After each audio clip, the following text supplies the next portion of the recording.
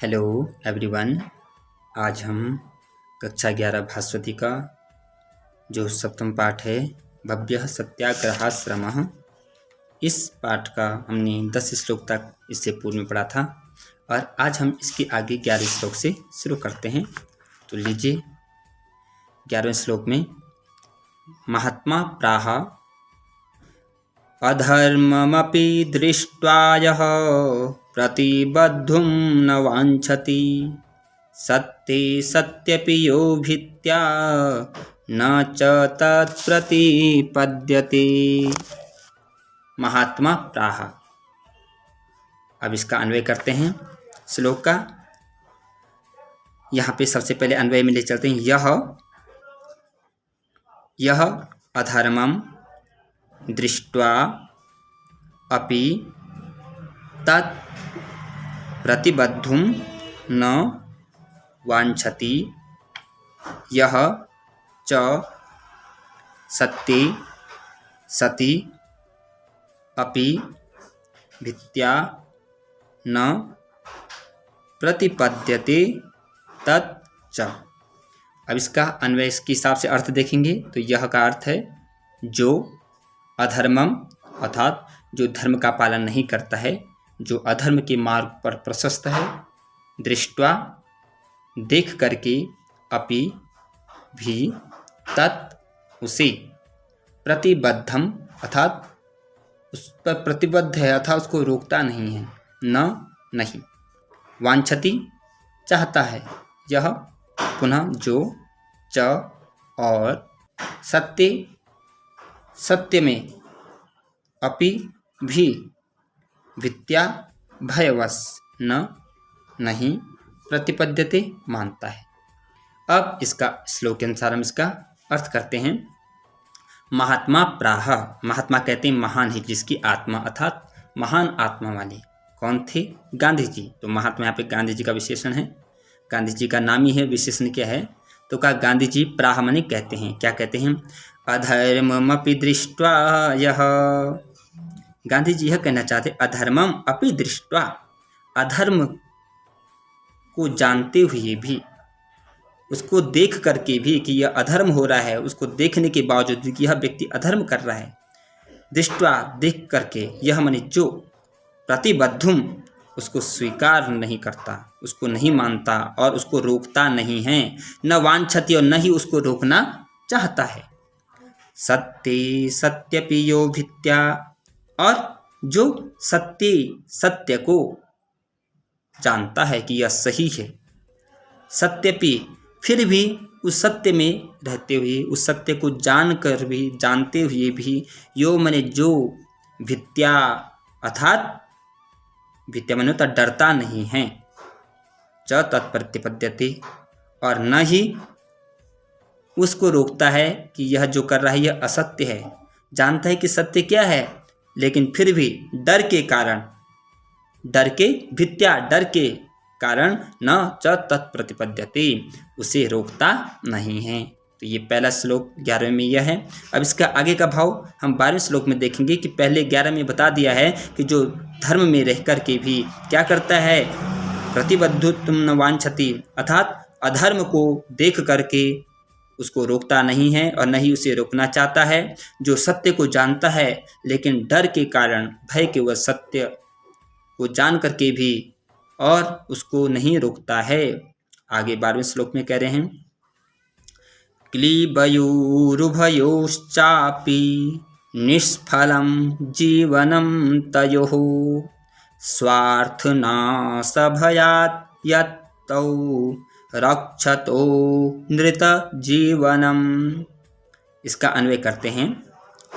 सबसे पहले श्लोक में पढ़ने, तयोः उभयोः क्लीबयोः जीवनम निष्फलम यत् स्वार्थनाश भयात् तौ अनृत जीवनम अपि रक्षतः।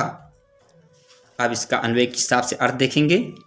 तयोः अर्थात तयोः कहते हैं उन दोनों के लिए, उभयोः माने दोनों, क्लीवयो जो शब्द है इसका अर्थ होता है वैसे कायर भी हम इसको कह सकते हैं, और इसको दूसरे अर्थ में अगर लेंगे तो नपुंसक भी कह सकते हैं। जीवनम जीवन, निष्फलम अर्थात बेकार व्यर्थ है, यत जो, स्वार्थनाश भयात, स्वार्थ नाश के डर से अर्थात अपनी भलाई का नुकसान न हो इस भय से, तो वह दोनों, अनृता अर्थात झूठा, जीवनम जीवन, अपि भी, रक्षति रक्षा करते हैं। अब इसका अर्थ करते हैं हम श्लोक के हिसाब से।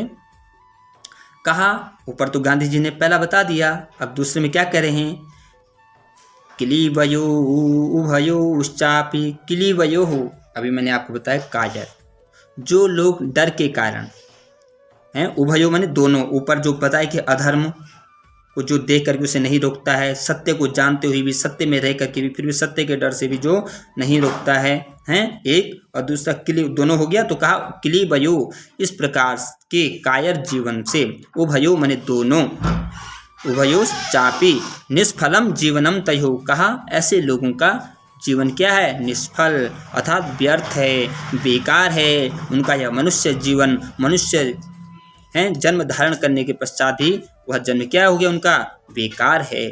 स्वार्थ नाश भयात, जो स्वार्थ नाश के भय से अर्थात जो लोग अपना हित चाहते हैं, अपनी भलाई चाहते हैं और अपनी भलाई की वजह से हैं कि कहीं हमारा नुकसान तो नहीं हो रहा है, इस डर से, स्वार्थ नाश के भय से, यत्तौ रक्षतो अनर्थ जीवनम, तो कहा इस प्रकार के वे दोनों लोग केवल अपने स्वार्थ की वजह से अपनी रक्षा नहीं कर रहे हैं, वह तो केवल अनर्थ जीवनम रक्षति, वह केवल अनर्थ तथा झूठा जीवन की रक्षा कर रहे हैं। मनुष्य जीवन धारण करने के पश्चात भी वह अधर्म में का साथ दे रहे हैं, असत्य का साथ दे रहे हैं। किस कारण, सिर्फ डर के वश, डर के कारण, क्लीवयो सिर्फ भय के कारण। तो कहा इस प्रकार का जीवन निष्फल जीवन है, बेकार जीवन है, मनुष्य जीवन तो ऐसा हो ही नहीं सकता। अब प्रश्न जो हैं श्लोक संख्या 13 देखते हैं। हिंसामपि समाश्रित्य वरं मृत्युमुखे गतं न पुनः स्वात्मरक्षार्थं कृतं निन्द्यं पलायनम्। इसका भी अन्वय देखते हैं। हिंसाम अपि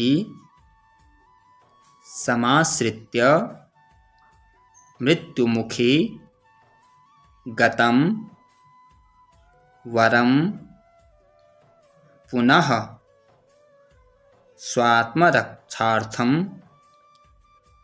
पलायनं कृतं निन्द्यम और न।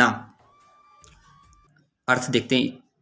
हिंसाम अर्थात हिंसा करना, अत्याचार करना, दुखी करना, अपि भी समाश्रित्य, आश्रित्य अर्थात आश्रय लेकर के, शरण लेकर के, मृत्यु मुखे मृत्यु के मुख में, गतम जाना, वरम श्रेष्ठ है, पुनः फिर भी, स्व आत्मरक्षार्थम अपनी आत्मरक्षा के लिए, पलायनम भागना, कृतम निंदन यह कार्य निंदित नहीं है। इसका अर्थ देखते हैं। गांधी जी कह रहे हैं हिंसामपि समाश्रित्य, जो लोग हिंसा का आश्रय लेकर के, अत्याचार का आश्रय लेकर के हैं, क्या करते हैं, अपने जीवन की रक्षा करते हैं, अपने आप को बचाते हैं, ऐसे लोगों को वरम, उस जीवन बचाने से अच्छा क्या है, वरमनि श्रेष्ठ है, मृत्यु मुखे गतम, मृत्यु मुखे मृत्यु के मुख में जाना अर्थात मृत्यु को स्वीकार करना, मरना क्या है, गतम मने चला जाना क्या है, श्रेष्ठ है। पर हिंसा से जीवन की कभी भी रक्षा नहीं करनी चाहिए। अगर कोई ऐसा करता है तो उससे बढ़िया है वरम मृत्यु मुखे गतम, तो उस जीवन बचाने से सबसे अच्छा है कि मृत्यु के मुख में जाना। न पुनः स्वात्मरक्षार्थम, फिर कह रहे हैं फिर भी, और न मन नहीं, स्वात्मरक्षार्थम अपनी आत्मा की रक्षा के लिए, कृतम माने जो कार्य आप करते हैं, निंद्यम वह निंदित नहीं, पलायनम भाग जाना। कहा आत्मरक्षा के लिए यदि आप कहीं से उस हिंसा अत्याचार से अगर यदि आप भाग जाते हैं तो वह क्या है, वह निंदित कार्य नहीं है। लेकिन अगर आप हिंसा से अपने जीवन की रक्षा कर रहे हैं, अत्याचार करके अपने जीवन की रक्षा कर रहे हैं, तो वह बेकार है। उससे बढ़िया तो मृत्यु को गले लगाना उत्तम है। लेकिन इस प्रकार का जीवन अच्छा नहीं है। उस जीवन से अच्छा तो यह भी सही है कि यदि आप कहीं आपको ऐसी हिंसा से पलायन करना पड़े तो वह कार्य निंदित नहीं है। न पुनः स्वात्म रक्षार्थम कृतम निंद्यम पलायनम। तो इस प्रकार से इस श्लोक का अन्वय था। 14वां श्लोक। करोति मनसा हिंसा सही भीरुः पलायिता आत्मनो मृत्यु कातर्या दात्महिंसा करोति च। अन्वय देखते हैं इसका। यह मनसा हिंसा करोति सह ही भीरुः पलायिता च सह आत्मनः मृत्यु कातर्यात् आत्महिंसा करोति। तो इस श्लोक में गांधी जी क्या कह रहे हैं, इसमें आत्महिंसा की बात कही गई है। क्योंकि हम हिंसा 3 प्रकार की होती है ना। एक तो हम अपने कर्मों से करते हैं, एक हम अपनी वाणी से भी करते हैं, और तीसरी हिंसा जो किसी को नहीं दिखती है, उस हिंसा की बात कर रहे हैं यहाँ पे गांधी जी। मानसिक हिंसा, मन से की जाने वाली हिंसा। तो देखिए श्लोक के अनुसार हम इसको पढ़ते हैं। करोति मनसा हिंसा सह माने वह जो भी है, जो क्या करता है, मनसा हिंसा करोति, जो मन से हिंसा करता है, अर्थात मन से किसी का बुरा सोचना, वो हो गई मन की हिंसा। तो जो व्यक्ति अपने मन से किसी के बारे में बुरा सोचता है, किसी के बारे में भला नहीं सोचता है, सही भीरु कहा वह ही क्या है, वह कायर है, पलायिता च, और वह भी क्या करता है, भाग रहा है। कहाँ से, अपने जीवन से। आत्मनो मृत्यु कातर्यात्, और वो क्या करता है, आत्मन, क्योंकि वो बाहर मुँह से बाहर तो बोलता नहीं, मन में ही दूसरों के बुरे के बारे में सोचता रहता है। तो कहा वह आत्मनो, वह अपनी मृत्यु को क्या करता है, आत्मनो मृत्यु कातर्यात्, वह अपनी आत्मा अर्थात मन को है क्या करता है, मृत्यु कातर्यात्, अपनी मृत्यु को क्या करता है, कहा कि वह हमेशा क्या करता है, अपनी मृत्यु की आशंका से, मृत्यु के भय से, मृत्यु के डर से डरा हुआ रहता है। और फिर वो क्या कर देता है, आत्महिंसा करोति चह।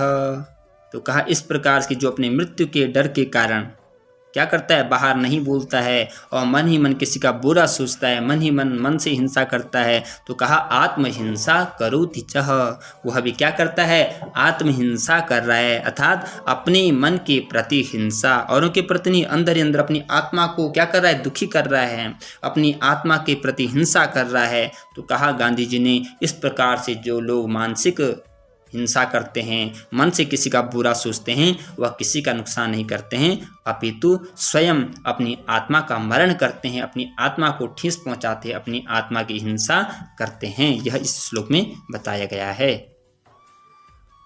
15वां श्लोक देखते हैं। अतएव मया दत्तं नाम सत्याग्रहाश्रमः सत्यानुयायी युक्ताया विनीत वसतेर्मम। अन्वय करते हैं इसका।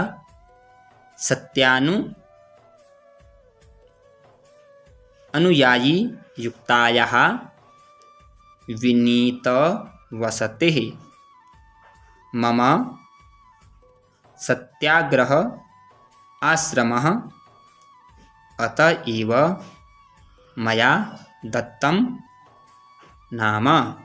इसका अर्थ करते हैं। अतएव मया दत्तम, गांधी जी कह रहे अतएव इसलिए, मया दत्तम मेरे द्वारा दिया गया है नाम, इसका नाम सत्याग्रह आश्रम। इसका जो आश्रम है साबरमती नदी के तट पर, उस आश्रम का नाम गांधी जी ने क्या दिया है, सत्याग्रह आश्रम। दूसरी पंक्ति में गांधी जी बता रहे हैं कि क्यों दिया गया है। कहा सत्यानुयायी युक्ताया, सत्यानुयायी अर्थात सत्य के मार्ग पर चलने वाले, सत्य को स्वीकार करने वाले, सत्य को पहचानने वाले, सत्य से जो युक्त हैं, अनुयायी अर्थात उनका अनुसरण करने वाले, गांधी जी के मार्ग पर चलने वाले जो लोग हैं, जो उनको मानने वाले लोग हैं, ऐसे सत्यानुयायी युक्ताया। इसलिए इस आश्रम की स्थापना कर रहे हैं, क्योंकि उस आश्रम में कैसे लोग रहते हैं, तो कहा जो सत्य के मार्ग पर चलते हैं, सत्य को स्वीकार करते हैं, सत्य को मानते हैं, और विनीत, विनीत कहते हैं सज्जन, कहा ऐसे सज्जन लोग वसते यहाँ रहते हैं। इसलिए मामा मेरे द्वारा अतएव मया दत्तम नाम सत्याग्रहाश्रम, इसलिए मेरे द्वारा इस आश्रम को क्या नाम दिया जा रहा है, सत्याग्रह आश्रम। तो आज इतना ही, धन्यवाद।